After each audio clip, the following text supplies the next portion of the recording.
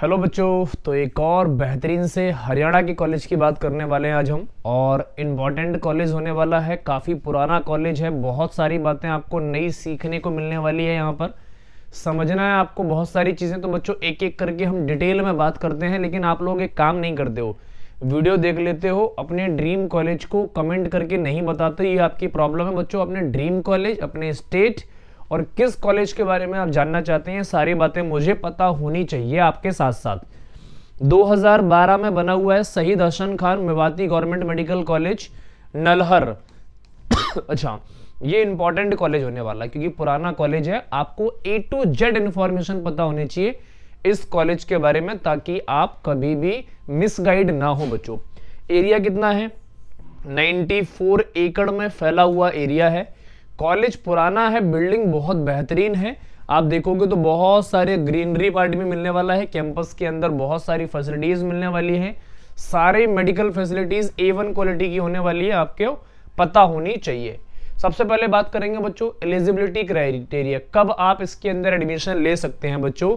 तो कम से कम आपकी 17 साल उम्र होनी चाहिए और अपर एज लिमिट कुछ होती नहीं है, ये ध्यान में आपको रखनी है।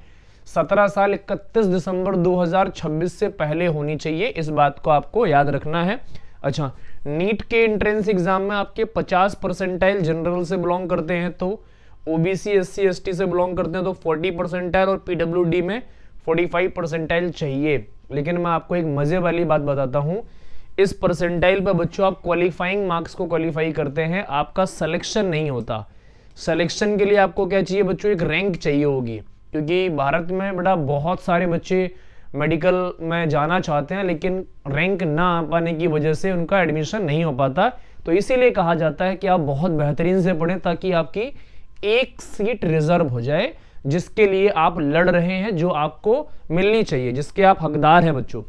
तो रैंक कितनी लानी पड़ेगी, कितने मार्क्स लाने पड़ेंगे, अभी मैं आपको डिटेल में बताऊंगा। आप लोग जब तक वीडियो को देखते रहो, एंजॉय करते रहो बच्चों।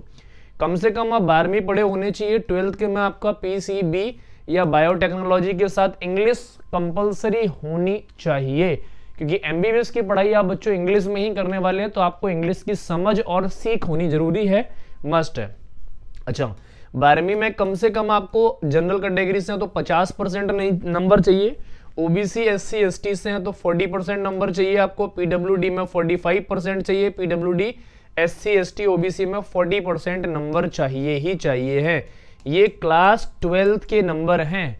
अच्छा, क्लास 12th में आप इतने नंबर ले आओ, इसका मतलब है आप एलिजिबल हो। हमें आपकी 12th की मार्कशीट से मतलब नहीं है, मतलब सिर्फ इतना है कि आपके इतने नंबर हैं या नहीं है। इतने नंबर हैं तो हमें आपकी मार्कशीट से मतलब नहीं है। आप नीट 2026 को ढंग से फोड़ो और एक रैंक लेके आओ बेहतरीन सी, जिसको आपको और हमें बहुत ज्यादा रिक्वायरमेंट है। अब बात करते हैं सर फीस कितनी लगती है पूरी MBBS की। तो भैया एकदम ना के बराबर लगने वाली है। ना के बराबर कितनी? पूरे कोर्स की, पूरे 5 साल की 3.5 लाख से लेके 4.5 लाख रुपए आपकी लगने वाली है, चाहे आप ऑल इंडिया कोटा से जाएं, चाहे आप स्टेट कोटा से जाएं। अच्छा, ये बहुत ज्यादा फीस नहीं है ना। 80,000 के आसपास आपकी 1 साल की लगनी है। इसमें बच्चों आपको A1 क्वालिटी की लग्जरी फैसिलिटीज प्रोवाइड हो रही है, A1 क्वालिटी की मेडिकल फैसिलिटीज प्रोवाइड हो रही हैं, कॉलेज का कैंपस, मैथ्स, जिम, स्पोर्ट्स, बहुत सारी चीजें आपको प्रोवाइड हो रही हैं। और हाँ, सरकार सिर्फ आपसे एक ना के बराबर पैसे ले रही है और आपको 1 CR प्लस की डिग्री मुफ्त में मिल रही है। मुफ्त में समझो, ये 1 करोड़ की डिग्री है बच्चों, 1 करोड़ से ज्यादा की डिग्री आपको मुफ्त में मिल रही है। इससे बेहतर ऑप्शन ना कभी हुआ है, ना कभी होगा, ना ही कभी आपको मिलेगा। तो चुपचाप से नीट 2026 को फोड़ो, ढंग से क्रैक करो, क्वालिफाई करो, रैंक लेके आओ और अपने ड्रीम कॉलेज में एडमिशन पाओ, ताकि आप बेहतरीन और अच्छे डॉक्टर बन सके। ध्यान रखें बच्चों, ये बात होगी हमारी। यहां तक आगे बात करने वाले हैं टोटल नंबर ऑफ सीट्स। यहां पर बच्चों हम ऑल इंडिया कोटा और स्टेट कोटा दोनों की बात करेंगे एक साथ। तो स्टेट कोटा के अंदर बच्चों 46 है, ऑल इंडिया कोटा के अंदर 8 सीट्स हैं जनरल के लिए। OBC में देखते हैं बच्चों 27 स्टेट कोटा में है, ऑल इंडिया कोटा में 5 है, यहां पर थोड़ी नंबर ऑफ सीट्स कम है बच्चों। अच्छा, EWS में देखो 20 है बच्चों स्टेट कोटा में और 1 है ऑल इंडिया कोटा में। SC के अंदर देखो 3 है ऑल इंडिया में, 10 है स्टेट कोटा के अंदर। यहां पर बच्चों नॉट डिफाइन है।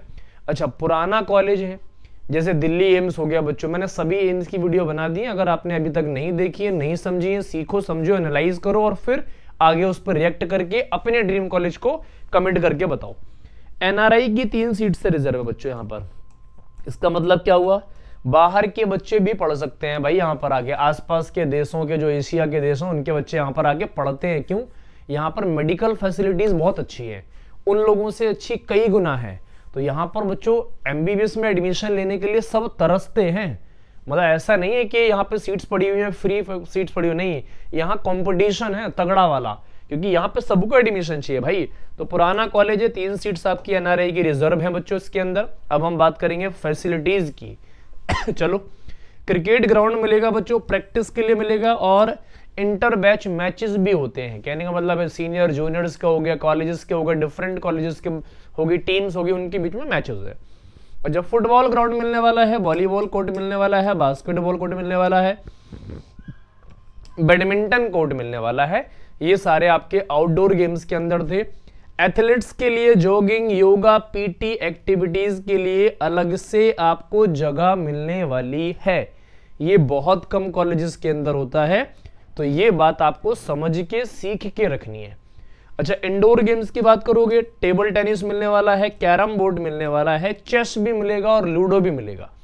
ये तो बच्चों सबके लिए होता है। अच्छा, आजकल फिटनेस पे बहुत ज्यादा फोकस हो रहा है गवर्नमेंट का, तो भैया जिम मिलने वाला है, जिम की फैसिलिटीज मिलने वाली है, और रिक्रिएशन रूम भी मिलने वाला है। ऑडिटोरियम और रिक्रिएशन रूम टाइप की कुछ चीजें कुछ कॉलेजेस के अंदर हैं, कुछ कॉलेजेस के अंदर नहीं है। यहां पर आपको डेफिनेटली मिलेगी बच्चों, क्योंकि पुराना कॉलेज है। ये सबसे इंपॉर्टेंट पार्ट है इस पूरे वीडियो का कि भैया एडमिशन कितने पर होगा। यार आपने सब कुछ बता दिया, सर एडमिशन का बता दो। तो बच्चों ऑल इंडिया कोटा से अगर आपको रैंक चाहिए तो 12 से 15,000 रैंक आपकी सेफ रैंक होने वाली है। इतने पर आपका काम चल जाएगा। ओपनिंग और क्लोजिंग रैंक है एमबीबीएस की। इसमें मार्क्स चाहिए 640 से लेके 650 और 660 तक भी जाना पड़ेगा आपको। ओबीसी के लिए देखो 14,000 से लेके 17,000 तक काम चलेगा बच्चों। 635 से लेके 645, 635 से लेके 645 तक आपका काम चल जाएगा। ईडब्ल्यूएस के अंदर जाओगे बच्चों तो 15,000 से लेके 18,000 तक ही काम चलेगा। 630 से लेके 640 आपका सेफ स्कोर रहने वाला है। एससी कैटेगरी के अंदर जाओगे तो 90,000 से लेके 1,10,000 तक काम चल जाएगा आपका। और 540 से 560 और यहाँ 520 तक भी जा सकते हो, लेकिन यहाँ 560 तक जाएंगे बच्चों, है ना। ये 560 यहाँ पर सेफ स्कोर रहने वाला है। और 1,20,000 से लेके 1.5 लाख रैंक पर भी काम बन जाएगा। 500 से लेके 520 पर हो जाएगा। आगे बात करते हैं बच्चों, ये ऑल इंडिया कोटा की है। अब स्टेट कोटा में जाओगे तो बच्चों यहाँ पर भी नंबर उतने ही चाहिए आसपास, है ना।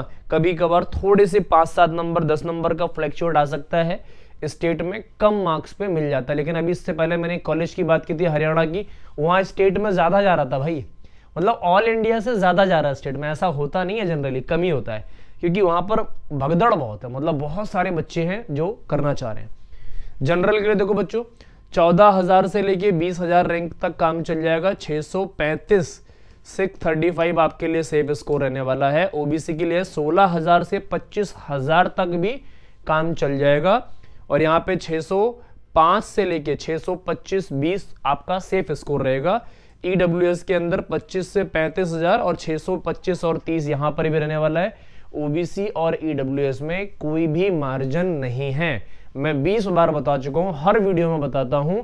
यहां पर बच्चों बहुत तगड़ा कंपटीशन चल रहा है, क्योंकि ईडब्ल्यूएस में नंबर ऑफ सीट्स कम है तो बच्चे भी बढ़ रहे हैं और धीमे धीमे तो प्रॉब्लम उल्टी हो रही है हमेशा। एससी कैटेगरी के अंदर 80 से 1,10,000 तक काम चल जाएगा। 500 से लेके 520 चाहिए। एसटी कैटेगरी के अंदर 1.5 से 1,20,000 से 1,20,000 से 1,50,000 तक काम चल जाएगा। और यहाँ पर भी 490 से लेके 500 और 510 तक में ही काम चलेगा। तो ये सारी बातें थी कॉलेज की, बेसिक से लेके एडवांस तक, मतलब सारी A to Z इंफॉर्मेशन।